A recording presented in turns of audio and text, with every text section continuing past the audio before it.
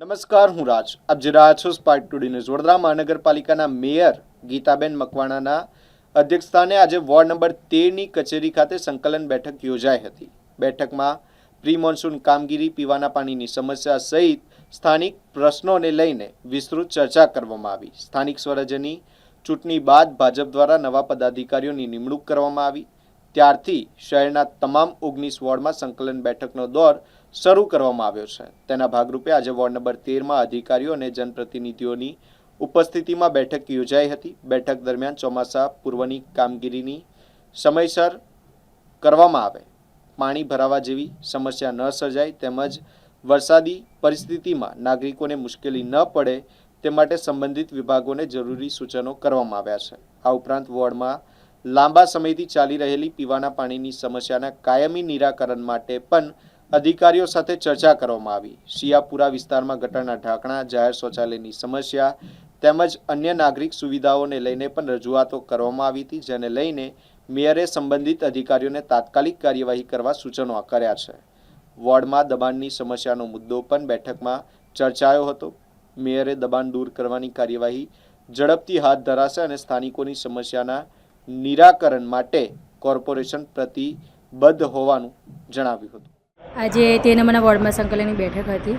અમારા કાઉન્સિલરો તેમજ વોર્ડના તમામ અધિકારીઓને બધા સાથે લઈને એક બેઠક કરવામાં આવી હતી. જે નાના મોટા પ્રશ્નોની અમારી જે રજૂઆત હતી, કાઉન્સિલરોની રજૂઆત હતી, અને જે કામગીરી કેટલું થયું છે અને કેટલું બાકી છે એના લેવા પર એક ચર્ચાનો વિષય હતો આજે.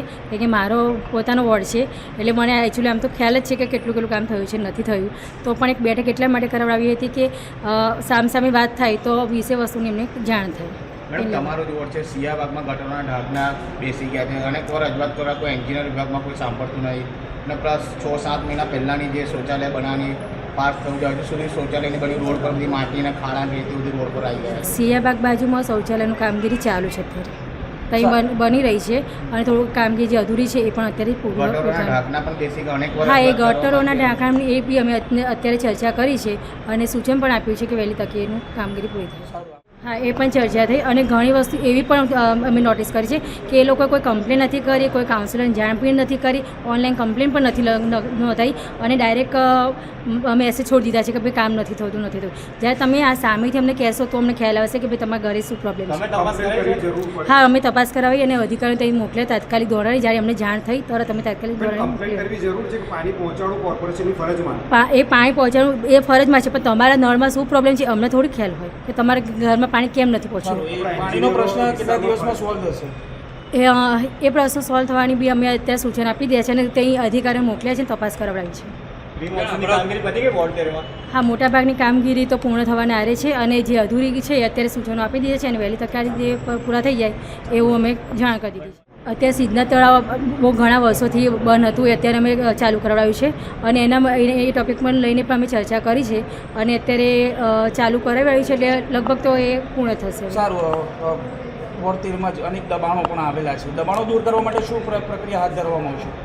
એની પણ વાત કરી છે. દબાણને લઈને પણ અમે એક ટોપિકની વાત કરી છે. એને લઈને અમે અધિકારીઓ સૂચન આપે, પણ ઘણા લોકોનું વર્ષોથી બેઠેલા છે એટલે અમે કોઈની રોજી પર લાત મારવાનું નથી માગતા.